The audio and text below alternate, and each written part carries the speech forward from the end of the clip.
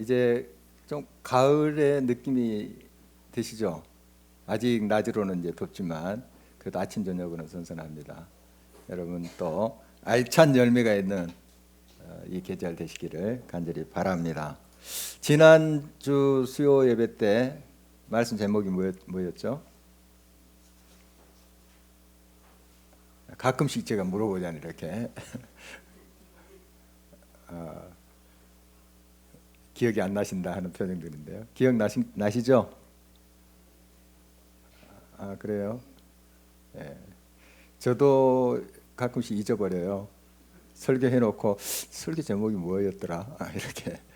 괜찮습니다. 이제 우리가 복음에 합당하게 살자 하는 이야기였습니다. 복음에 합당하게. 이제 바울은 하늘나라에 가고 싶었죠.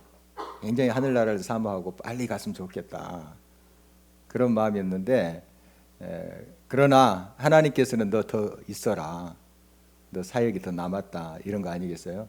그래서 마음은 하늘나라에 빨리 가고 싶어요, 개인적으로는. 그런데 여러 이제 성도들, 또 아직까지 예수 그리스도를 많이 이렇게 알지 못하는 사람들이 있었잖아요. 그 사람들을 위해서 바울이 아직 사역이 남아 있어요. 그러니까 이제 하나님의 뜻은 이제 더 남아서 그런 전도 사역을 감당하는 것이다 하는 것을 이제 받아들이며 응답했던 것을 우리가 지난 주에 나눴죠. 그래서 우리가 이제 죽는다는 것, 떠난다는 것, 또 자리에서 떠난다는 것, 그것은 누가 결정하세요? 하나님이 결정하셔요. 그러니까 하나님께 물으셔야 돼요. 내가 기분 나쁘다고, 내가 또 힘들다고 그 자리 떠나면 안 돼요. 가정도 그렇고 교회에서도 그렇고 어떤 곳에서도 하나님께서 세우신 그 자리, 사명의 자리죠. 그 사명의 자리를 떠날 때 내 기분에 따라서 내 마음대로 결정해서 떠나면 안 되는 거예요. 하나님께 계속 물어야 되죠. 그 이제 쉽진 않죠. 이게 하나님 뜻인지 내 뜻인지 또 알지 못할 때가 있습니다. 그러나 하나님께 꼭 물으셔야 돼요. 그리고 지금 세워놓은 그 자리에서 잘 살아야 된다. 사명을 잘 감당해야 된다. 그러다가 이제 하나님이 부르시면 가는 거죠. 그러니까 그 떠나고 또 하나님 부르시고 하는 것은 이제 하나님이 하실 일이에요.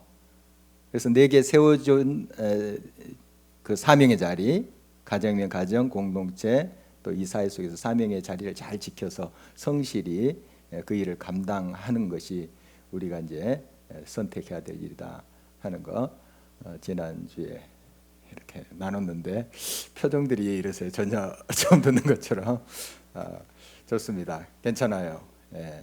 한 번 더 이렇게 짚고 넘어간 것은 이제 말씀을 또 우리가 이렇게 한 주간 지나면서 또 잊어버릴 수도 있어요. 그런데 한 번 더 해주면 그 말씀이 더 확실하게 되죠. 오늘 이제 말씀은 품어야 할 마음이란 제목으로 나누도록 하겠습니다. 무슨 마음인지 여러분 이제 금방 아시겠죠.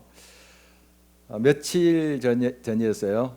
제가 이제 교육자들하고 식사를 하고 오는데 우리 곧 선거가 있잖아요. 항정지 선거 있는데 선거 관리 그 사무소에서 그 기표소하고 또 투표함 이걸 우리가 빌리거든요. 그 할 때마다. 근데 그게 이제 저기 가운동 쪽에 있어요. 그 소방서 옆 건물이 있대요. 그래서 어디 있나 하고 이렇게 둘러봤어요. 이제 어디 있나 그 사무소 잘 안 보이더라고요. 그 근처다고 그러는데 지금은 이제 압니다. 아는데 이제 우리 이순영 목사님이 이제 가지고 올 거예요. 다른 분이 갈 수도 있고 어떻든 다 연락을 했어요. 목사님이. 해서 그 사무소가 어디 있나 이렇게 이제 그 근처라고 하는 것만 알고 있으니까 식사한 자리 그 근처에 둘러보니까 그때는 안 보이더라고요. 그런데 여러 간판들을 봤어요. 이제 찾다 보니까 이 가운 사거리 이쪽 왼쪽 쪽이죠. 소방서 이렇게 이제 둘러보는데 빛바랜 간판들도 보이더라고요. 빛이 바랬다면 그게 몇 년 된 거죠. 역사가 있는 거예요. 그런 것도 있고 또 뭐 새 간판도 물론 있고. 그런데 굉장히 생소하게 보이는 거예요. 처음 본 것들. 제가 이 동네에 14년째 살고 있는데 아마 그 거리도 수없이 다녔던 곳이에요. 그런데 처음 본 간판들이 있는 거예요. 처음 본 간판들이. 왜 이렇게 내 눈에 들어왔을까요? 예. 내 마음에 없었기 때문에 안 들어왔던 거예요. 내 마음에 없었어요. 빛바랜 그 간판 계속 그 몇 년 동안 거기 붙어 있었을 텐데 그 거리를 수없이 다녔어도 내 마음에 없으니까 내 눈에 안 들어와요. 그런데 이제 내 마음에 있게 된 곳들, 그것은 딱 보면 아, 저 식당, 저기 소방서 보이잖아요. 그러니까 사람은 마음에 있는 것이 보여요. 다 보고 우리가 지나는 것 같지만 사실 자세히 안 보는 거거든요. 또 마음에 있는 것이 들려요. 또 마음에 있는 것이 나오게 돼 있어요. 내 마음에 채워놓은 게 나오게 돼 있어요. 기쁨도 그렇게 나오게 돼 있고 불만, 불평 이것도 가득 채워놓으면 그게 나와요. 여러분 다 경험하시는 바겠죠. 자, 우리가 어떤 마음을 품고 사느냐 하는 게 참 중요합니다. 그 마음으로 볼 수도 있고 그 마음으로 들을 수 있기 때문에요. 우리들의 마음에 빛이 있다면, 여름은 어떤 색깔이죠? 동료 다 잊어버리셨나요? 여름엔 파랄 거예요. 초록색을 이야기하는 것 같아요. 파랄 거예요. 어디 기억나신가요 이제는? 예. 산과 들도 또 나뭇잎도 다 초록색 파라. 그 의미가 있는 것 같아요. 우리의 마음에 그 초록빛이 있기 때문에 그렇게 보이는 거다 하는 뭐 시적인 표현이기도 하지만 사실 우리의 삶 속에 마음에 있는 것이 보여요. 내 마음에 막 불평 불만이 있으면 똑같은 거 보고도 막 불평 불만하는 거예요. 얘 이것밖에 없냐, 얘 이러냐 이래요. 그러니까 똑같이 있는데 내 마음에 감사와 기쁨이 있어요. 아, 이것도 감사, 저것도 감사. 이런 거 아니겠어요? 여러분 마음에 무엇을 지금 채워 살고 계시는지요? 또 그 마음에 채운 것으로 말하고 나타내고 또 말한 대로 닮아가요. 닮아갑니다. 자, 오늘 주님께서 품으라 하는 마음이 뭔가 하는 걸 살펴보도록 하겠습니다. 먼저 같은 사랑으로 한 마음을 품으라 이런 말씀으로 도전을 하고 있는데 2절 다시 한 목소리 읽어볼까요? 마음을 같이하여 같은 사랑을 가지고 뜻을 합하며 한 마음을 품어. 같은 사랑 가지고 한 마음을 품어라 하는 것인데 개인의 마음도 그렇고 이제 공동체의 마음도 그래요. 개인의 마음이 이제 거울 같잖아요. 그런데 거울이 깨졌어요. 마음이 깨졌어요. 그러면 거울이 깨지면 사물들이 어떻게 보일까요? 막 어그러지게 이렇게 보이겠죠. 그런 깨진 거울 보신 적 없어요? 깨진 거울, 울퉁불퉁한 그런 거울 보면 막 어그러지게 이렇게 보이잖아요. 내 마음도 그래요. 공동체도 그렇습니다. 가정도 하나의 거울이라고 보일 수 있어요. 볼 수 있어요. 공동체도 서로가 딱 한 마음 한 뜻으로 딱 편하게 이렇게 돼 있으면 정말 아름답게 보이겠죠. 그러나 깨졌어요. 공동체가 막 어그러지고 깨졌어요. 다 왜곡되게 보이죠. 불만, 불평 이렇게 보이겠죠. 개인도 그렇고 공동체도 다 마찬가지입니다. 그러니까 우리 공동체가 한마음 한뜻으로 돼야지 바르게 하나님의 뜻을 비춰줄 수도 있고 또 보여줄 수도 있는 것이죠. 너무 당연한 이야기가 되겠습니다.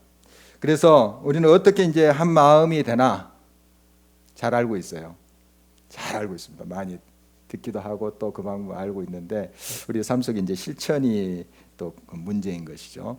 먼저 하지 말아야 될 것하고 해야 될 것 구분을 잘해야 됩니다. 오늘 말씀 보니까 3절에 이렇게 돼 있어요.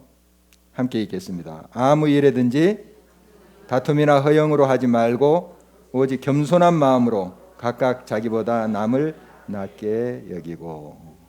뭘 버려야 돼요? 다툼, 허영.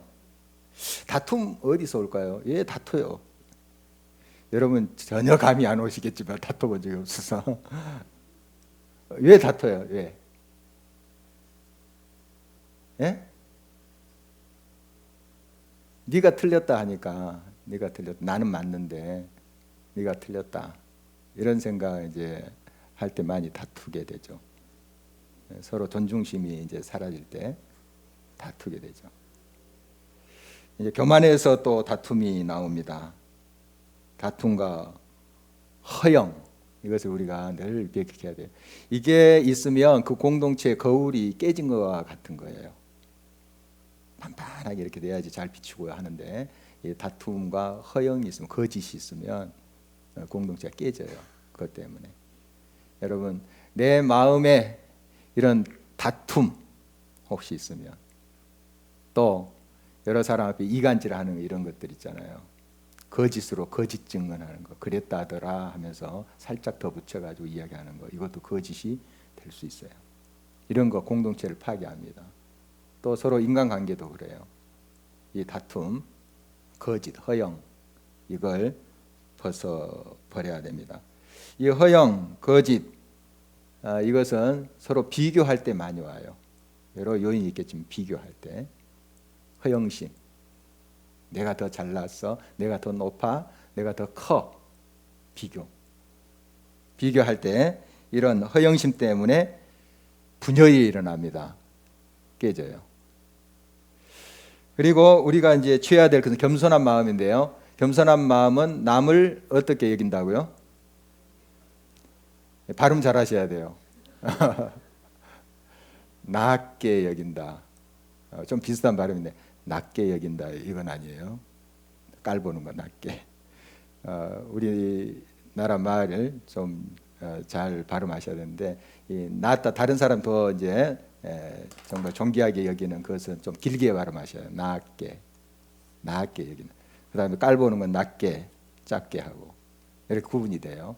자, 발음 잘 하셔야 되는데, 어떻든 낮게 여겨야 됩니다. 낮게. 다른 사람을 존중하셔야 돼요. 존중. 그런데 그 낮게 여겨버리면 아주 상처받죠. 깔보니까 상처받게 되지 않겠습니까? 큰 시험에 들 수 있습니다. 남을 존중해야 된다 하는 것입니다. 그래서 우리의 말투를 한번 점검해야 돼요. 자기는 잘 모를 수 있어요. 툭 던지는 말인데 그 습관에 대해서 자기는 잘 몰라. 그런데 상대방은 상처를 받게 돼요. 말투 때문에. 그리고 여러 태도들 점검하시기 바랍니다. 좀 자기가 못 느끼니까 같이 좀 기도 제목 나누고 마음을 터놓고 하시는 분에게 좀 여쭤보세요. 혹시 내 말투에 그런 좀 툭 던지는 말에 이렇게 남을 좀 깔보는 듯한 낮게 여기는 그런 말이 있지 않나 한번 점검해 달라고 이렇게 좀 해보십시오.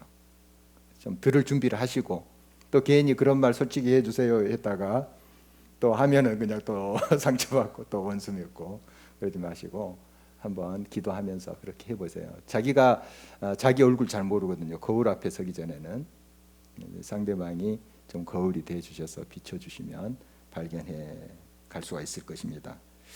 먼저 자기를 살피라 하고 또 다른 사람을 돌보라, 이렇게 오늘 성경 이야기하고 있는데, 항상 우리 자신을 살피는 게 참 중요해요. 자신이 뭔가 하는 걸 살피는 사람은, 정확히 그걸 살피는 사람은 겸손해집니다. 왜냐하면 내 안에 사실 선한 게 없거든요. 자기를 진짜로 발견하는 사람은 선한 게 없어요. 하나님 앞에 얼마나 부족한 건지 이걸 깨닫게 돼요. 자기를 진짜로 살피지 않았기 때문에 내가 교만해진 거죠. 진짜 자기를 아는 사람은 겸손해질 수밖에 없어요. 먼지뿐임을 알게 돼요. 흙으로 왔다 흙으로 가는 그런 존재임을 알게 돼요. 창세기 말씀에 보면은 이제 아담의 아들이 나와요. 두 아들이 있었는데 누구였죠? 두 아들, 가인과 아벨. 아벨을 가인이 죽였잖아요. 정말 최초의 그런 살인 사건인데 참 비극적인 그런 일입니다. 이제 아벨이 죽고 하나님이 아담에게 아들을 새로 또 주셨어요. 그 이름이 셋, 셋이라는 이름입니다. 세 명이 아니라 셋, 셋. 아들을 주셨는데 셋의 아들이 에노스라는 사람이에요. 그러니까 아담의 손자가 되겠죠. 손자. 이때부터 사람들이 여호와의 이름을 불렀더라. 성경이 이렇게 기록하고 있습니다.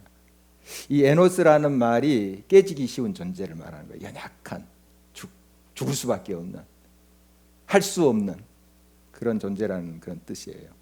그러니까 인간이 자기가 연약하고 부족함을 알 때 하나님을 찾게 돼요. 하나님을 붙잡게 돼요. 여러분의 삶 속에도 그렇잖아요. 자기가 잘 나가고 힘이 있을 때 하나님을 찾지 않다가 내가 참 무력한 존재구나, 힘이 없는 존재구나, 이럴 때 우리 하나님 또 막 찾고 매달리잖아요. 그러니까 우리 자신을 안다는 것은 나의 연약함을 발견하는 것을 말하는 거예요. 이게 힘이에요. 이게 힘. 내가 연약하고 부족한 것을 알아야지 그 능력이신 하나님을 붙잡을 수 있기 때문에. 그래서 항상 우리 자신을 먼저 살펴야 됩니다. 그리고 진솔하게 하나님 앞에 우리 자신을 내놔야 돼요. 그럴 때 우리는 하나님을 만날 수가 있습니다. 하나님의 크심을 발견할 수가 있어요. 나 자신을 먼저 살피고 그 다음에 누구를 살피라고요?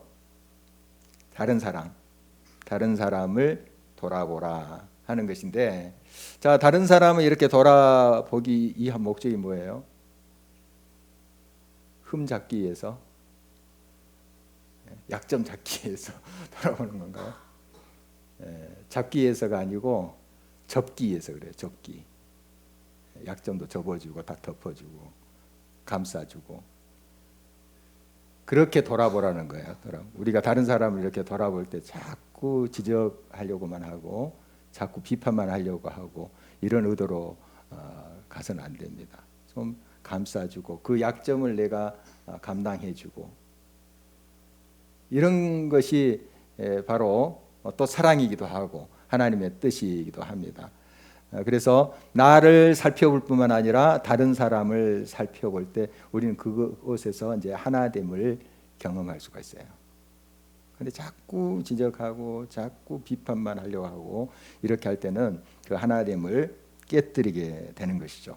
그래서 한 마음 한 뜻으로 되는 거, 그런 이제 마음을 가지고 가정과 또 공동체 속에서 우리가 행할 때 또 하나님의 뜻은 우리를 통해서 반드시 이루어지리라고 믿는 것입니다.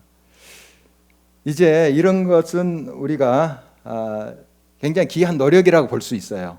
우리 인간이 이렇게 서로 하나 되려고 하고 서로 품으려 하고 돌아보고 약점을 감당해 보려고 하고 굉장히 귀한 노력이지 않습니까? 그런데 사실 우리 인간의 한계가 있어요. 아무리 노력해도 또 실수하고 또 넘어지고 또 상처 주고 그러거든요. 그래서 이제 우리의 이런 노력이 무의미하다 하는 것이 아니고 이런 노력 속에 누구를 붙잡아야 되는가 하는 거예요. 궁극적으로 누구시겠어요? 예수님 붙잡으라 하는 거예요. 그러니까 우리가 한 마음 한 뜻이 되기 위해서 뭐 다툼과 허영들 다 버리고 이런 노력들 해야 돼요. 그리고 서로를 존중히 여기고 나보다 남을 낮게 여기고 이런 노력들 해야 됩니다. 이건 이제 세상 사람들도 할 수 있는 거예요. 세상 사람들도 참 그 인격적인 분들이 많죠. 겸손하게 다른 사람 존중하면서. 그런데 그것은 한계가 있어요. 늘 한계가 있습니다. 그러니까 우리가 예수 그리스도를 붙잡아야 되는 거예요. 그래야지 완성이 되는 거예요. 겸손이 완성이 되고 하나됨이, 온전한 하나됨이 완성이 되는 거예요. 그래서 오늘 이제 말씀에 이 마음을 품으라 하는데 누구의 마음입니까? 예수 그리스도의 마음 품으라 하는 거예요. 그래야지 이런 하나됨의 완성이 이루어지는 것이죠. 사랑, 하모니의 모습이 이루어지는 것입니다. 6절 그 유명한 말씀인데 5절 6절 한번 다시 보도록 할까요? 함께 읽겠습니다. 너희 안에 이 마음을 품으라. 곧 그리스도 예수의 마음이니 그는 근본 하나님의 본체시나 하나님과 동등됨을 취할 것으로 여기지 아니하시고. 그리스도 예수의 마음인데 그는 하나님과 본체시다. 삼일째 하나님, 하나님과 한 분이시죠. 그분이신데 그는 모든 것을 비우고 우리와 같이 되셨죠. 사람이 되셨죠. 우리 너무 잘 알고 있는 복음, 또 그리스도의 사건입니다. 참 이건 우리가 많이 들어서 머리로는 이제 알고 있는 내용이지만 실제 삶 속에 하나님이 인간이 되셨다. 이건 진짜 우리가 상상치도 못할 일이에요. 이제 왕이 거지의 신세가 됐다. 이것도 좀 생각하기가 어렵죠. 그런데 하나님이 인간이 되셨다. 무한하신 분이 이 세계에 담을 수도 없는 무한하신 분이에요. 그분이 유한 세계에 오셨다. 우리와 같이 되셨다. 인간의 몸으로 오셨다. 이건 진짜 있을 수 없는 이야기예요. 있을 수 없는 이야기예요. 하나님이 인간이 되셨다.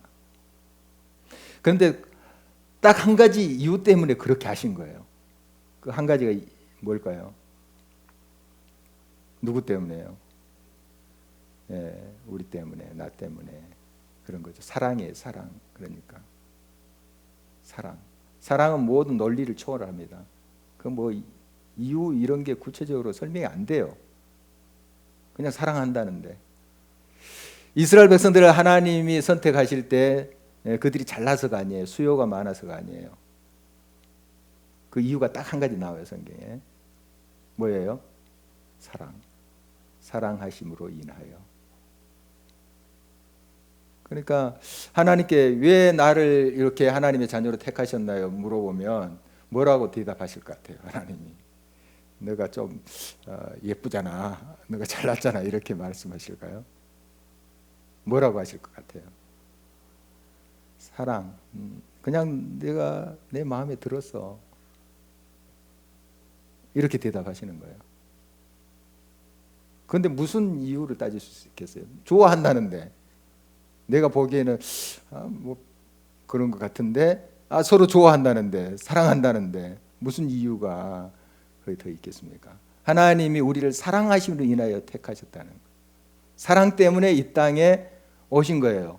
과학적으로 증명 안 돼요. 무한하신 분이 유한세계에 왔다. 하나님이 사람이 됐다. 설명이 안 돼요.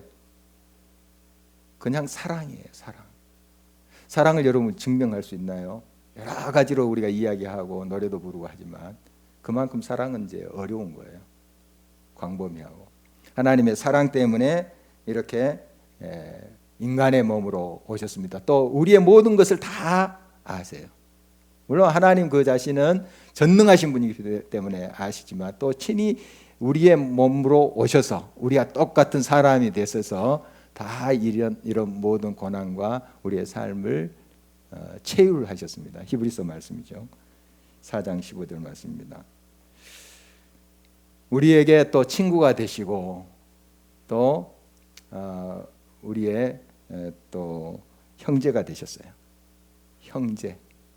그래서 지난번에 한번 그런 표현을 했죠. 예수님 형, 예수님 오빠 이렇게 부를 수도 있는 거예요. 사실은 우리가 그게 외람돼서 안 부르지만, 왜냐하면 형제라 칭하기를 부끄러워하지 아니하셨다.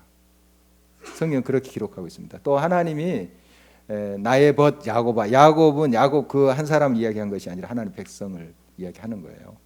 나의 벗, 친구라고 부르는 거예요. 그러면 하나님은 내 친구야 이렇게 할 수 있어요. 우리가 예람돼서 그렇게 부르지 않지만 하나님은 내 친구라고 이렇게 하세요. 너는 내 친구야, 나의 벗이야, 이렇게 말씀하시거든요. 여러분, 정말 하나님이 이렇게 우리들에게 큰 사랑으로 오셨습니다. 정말 자기 자신을 비우지 아니하면, 내놓지 않으면 이것이 가능하지가 않아요. 자기 자신의 모든 소위 기득권이라고 할 수 있는데 그걸 다 내려놓지 않으면 이게 하나 될 수가 없어요. 그걸 내려놓으시고 우리 가운데 오셨어요. 우리가 많은 것을 취하고 많은 것을 가질 수 있습니다. 그렇지만 우리가 하나 되기 위해서는 그것조차 내려놓으셔야 돼요. 서로 나의 자존심까지 또 내려놓을 수 있어야 됩니다. 여러분 어디 가정에 하모니를 이루며 살고 계십니까? 또 공동체에서 서로 하나를 이루면서 살고 있습니까? 그래야만 돼요. 그게 하나님의 뜻이니까요. 하나님이 기뻐하신 뜻이니까. 그 반대로 갔다가는 하나님이 마음 아파하시죠. 슬퍼하시죠. 심하면 노하세요. 하나 돼야 됩니다. 서로 겸손히 섬겨야 됩니다. 자기 자신을 비우고 다른 사람을 나보다 낮게 여겨야 됩니다. 낮게가 아니라 낮게. 존중하라는 거예요. 존중하고 저 집사는 저래. 저 목사는 왜 저래. 우리가 그렇게 이제 생각이 들지라도 좀 다른 면에서 정말 좋은 점을 찾아보려고 하고 서로 낮게 여겨보고 존중히 여기려고 이런 마음이 있을 때 서로 하나 되는 것 아니겠어요? 그건 이제 우리가 성령 안에서 예수님을 닮아가면서 이 일을 완성해 가야 되는 것입니다. 그 유명한 이제 성 어거스틴의 말이 있죠. 기독교 교지. 기독교 가르침의 어떤 목적, 의도. 첫째도 겸손이고 둘째도 겸손이고 셋째도 겸손이다. 왜 하나님께서 우리들의 말씀으로 교훈을 하시는가, 가르치시는가? 그 목적이 무엇일까? 겸손하라, 겸손하라, 겸손하라. 이거다 이렇게 간파했던 것을 우리가 알고 있습니다. 여러분 겸손입니다. 겸손. 우리 주님이 그리 하셨습니다. 이 땅에 오신 것이 겸손이에요. 그리고 마흑관에 오셨습니다. 예수님의 하향성이에요. 계속 낮아지세요. 그리고 십자가까지, 무덤까지, 죽음까지 낮아지셨어요. 그 예수님을 우리가 닮아가야 됩니다. 그 예수 그리스도의 마음을 품고 있으면 그 마음이 우리의 삶에 또 겸손케 하세요. 그 마음이 들어온 대로 말하게 되고 그 마음에 있는 것으로 또 표현하게 돼요. 그런데 우리가 교만하다, 다른 사람을 낮게 여기든 낮게 여긴다, 분열과 허영, 거짓으로 내 삶이 또 진행된다 할 경우에는 그 마음을 온전히 내가 품지 않았다는 증거입니다. 예수 그리스도의 마음을 완전히 내 마음에 담지 않았다는 거예요.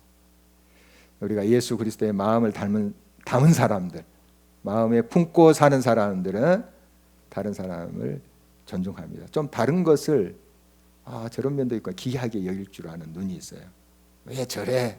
이런 식으로 비판부터 하는 것이 아니고 정말 귀하다, 독특하다, 이렇게 우리가 귀하게 여겨주는 것입니다.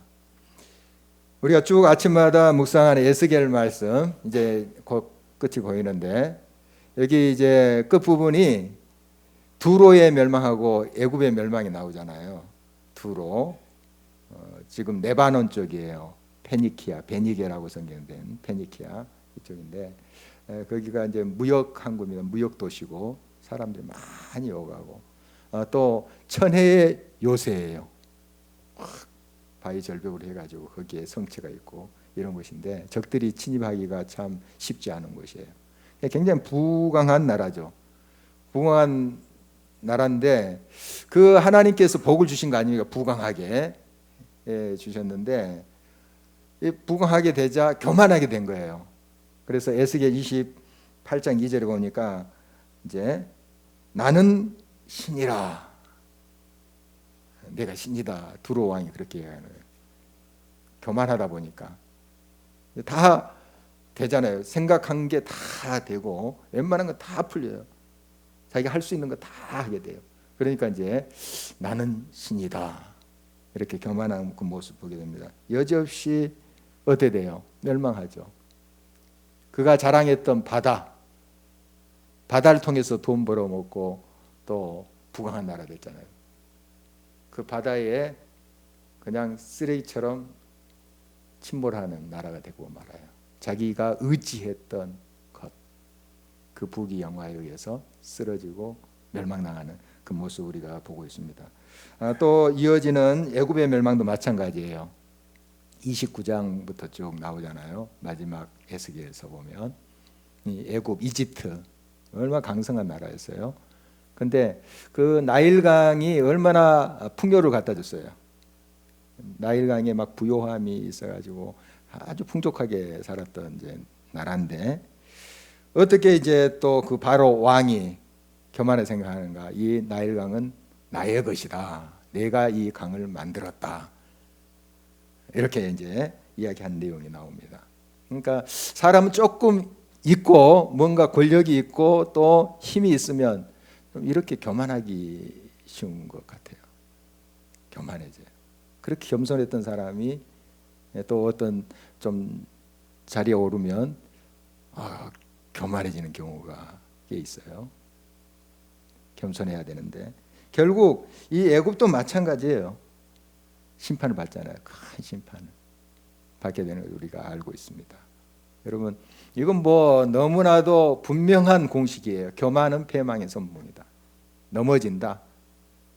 그렇게 일어났던 바벨론도 80 몇 년 만에 무너집니다. 100년 못 가요. 신바벨론 무너져요, 완전히. 그런 역사를 우리가 너무 잘 알고 있습니다. 진시황 있죠. 그 중국 그 땅을 통일했던 진시황. 정말 몇 년, 4, 5년 그 진나라, 그 통일 진나라입니다. 그 전에 쭉 있었던 진나라 말고 통일, 전국을 통일한 진나라. 4, 5년밖에 못 가요. 진시황 우리가 노래를 하지만 교만하고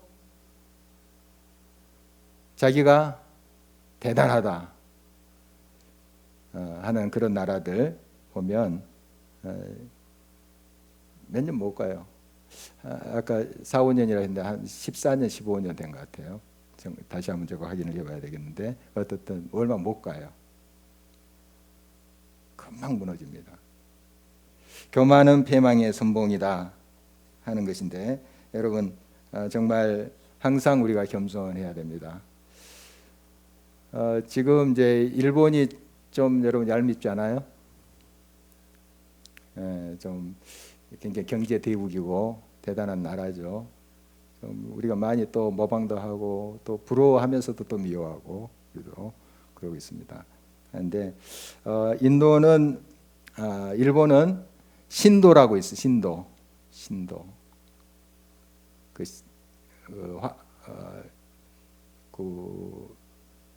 황제, 일본 천황, 천황을 신격화시킨 거죠.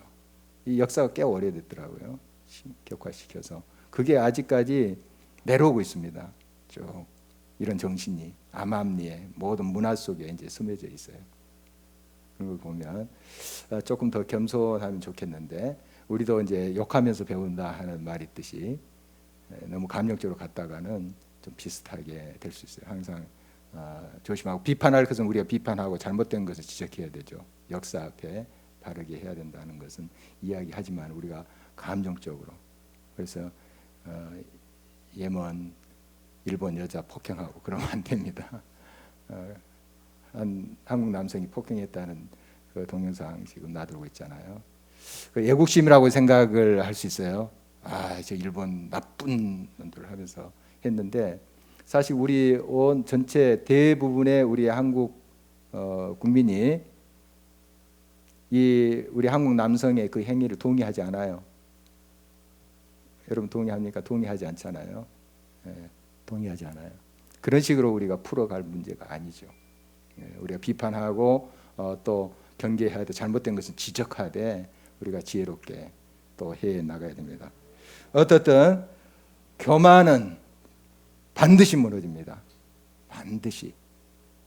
우리나라가 또 많이 이제 잘 살게 됐습니다. 힘이 또 생기게 되고, 대단히 또 이 세계 속에서 좀 두각을 나타내는 부분도 지금 이제 있고, 항상 이럴 때 더 겸손해야 된다 하는 것입니다.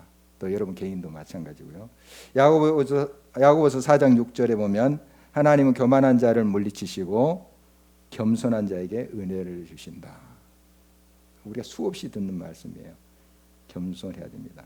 그리고 누구든지 자기를 높이는 자는 어떻게 하신다 그랬어요? 낮아지게 하신다. 주님이 막 끌어내세요.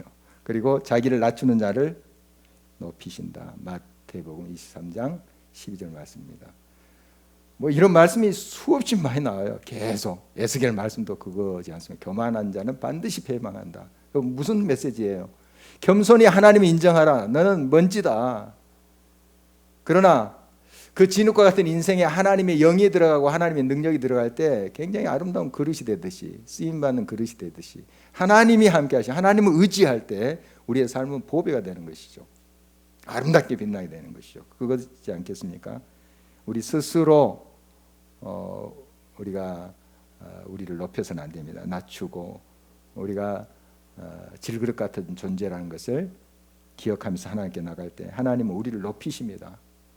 우리를 정직케 하세요. 정직케 하실 때 내가 잘났다 이렇게 해서는 안 되고 하나님이 하셨습니다. 하나님이 영광 받으세요. 이렇게 우리가 할 때 하나님 계속 우리를 통해서 하나님의 영광의 빛을 비춰주게 될 것입니다. 그래서 이제 예수님이 스스로 자신을 비우고 다 내려놓고 하심으로써 이제 존귀한 이름이 됐다.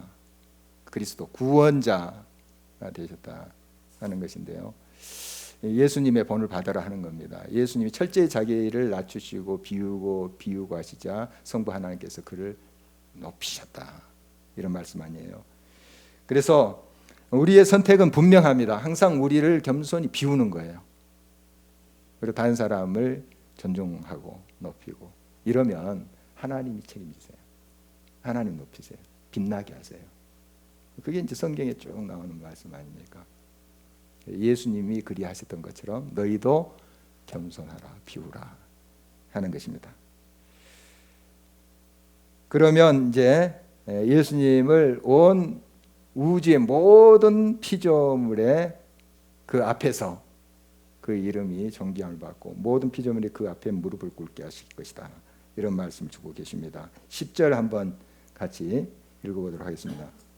하늘에 있는 자들과 땅에 있는 자들과 땅 아래에 있는 자들로 모든 무릎을 예수의 이름에 꿇게 하시고, 그러니까 예수님이 철저히 십자가까지 낮아지시고 자기 자신을 비우시자 높여주시는 거죠. 너무 분명한 메시지예요. 말씀입니다.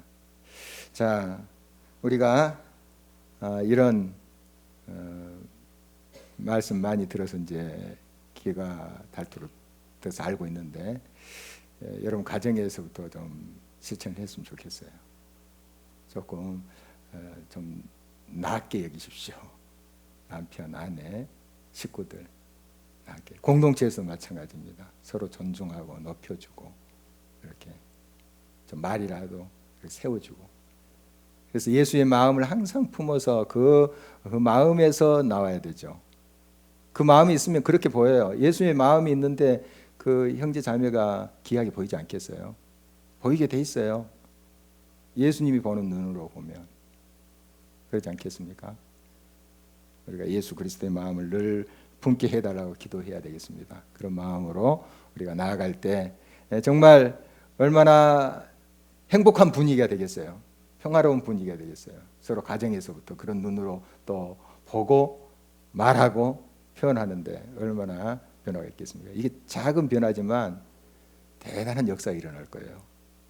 우리 알고 있는 것 좀 실천했으면 좋겠어요. 그래서 이제 한 주간 숙제입니다.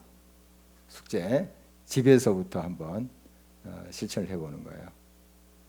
낮게 좀 여기십시오. 낮게가 아니고 낮게 좀 존중하면서 말로 또 칭찬하면서 이렇게 한번 실천을 해봤으면 좋겠고, 교회 안에서도 서로 좀 섬기고 존중하면서 나를 비우고 내 생각을 내려놓고 서로를 좀 높이면서 예수의 마음을 닮아갔으면 좋겠습니다. 스스로 자기를 비우고 낮추며 하나님이 존귀케 하실 것입니다. 빛나게 하실 거예요. 그리고 빛나게 하실 때 하나님 영광을 드러내는 것입니다. 이런 삶으로 우리의 삶이 채워지기를 간절히 바랍니다. 함께 기도하시겠습니다.